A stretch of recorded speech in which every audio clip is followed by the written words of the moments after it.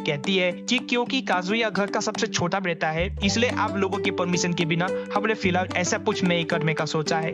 Grand उसे झट से सेक्स करने का परमिशन भी देती है और अपने दोस्तों को उनसे मिलाने के लिए उन्हें बुलाने चली जाती है। यह देखकर चिजुरो घबरा जाती है क्योंकि उसकी ग्रैंडमा भी इसी हॉस्पिटल में एडमिट है और वो उसकी इस जॉब के बारे में नहीं जानती। इससे बचने के लिए वे दोनों एक खाली कमरे में बेड की चादर के अंदर छुप जाते हैं और वे काजुया की दादी नाहोमी से बचने में सफल हो जाते हैं। लेकिन जब वे वहां से निकलने लगते हैं तभी चिजुरो की ग्रैंडमा सायोरी उन्हें देख लेती है। काजुया कोई झमेला नहीं चाहता, इसलिए वो अपने और चिजुरो के बीच कोई संबंध ना होने की बात को रिवील करने ही वाला होता है। चिजुरो उसे बीच में रोककर एक दूसरे को अपना पार्टनर बताती है।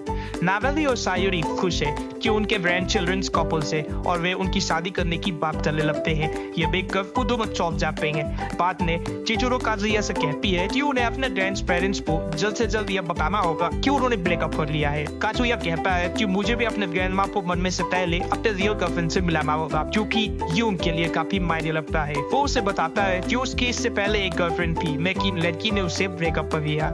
इसके बाद काजुया चिजुरो को फ्राइडे स्टार दे देता है और डिसाइड करता है कि अब उससे कभी नहीं मिलेगा। लेकिन अगले ही दिन स्कूल में अचानक फिर से उनकी मुलाकात हो जाती है, लेकिन दोनों एक दूसरे को अजनी की तरह प्रिटेंड करने लगते हैं। थोड़ी देर बाद चिजुरो काजुया को एक कमरे में खींच लाती है और कहती है कि वो उसके काम के बारे में किसी को कुछ नहीं बताएगा और ना ही ऑफिस से कभी उनसे रेंट मिलेगा। लेकिन सरप्राइजिंगली उन दोनों का रूम एक ही अपार्टमेंट में एक दूसरे के करीब होता है।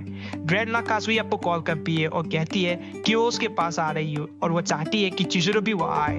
काजुया चिजुरो के पास जाता है और फिर से थोड़ी देर के लिए उसकी दादी के सामने गर्लफ्रेंड बनने का रिक्वेस्ट करता है, लेकिन वो मना कर देती है।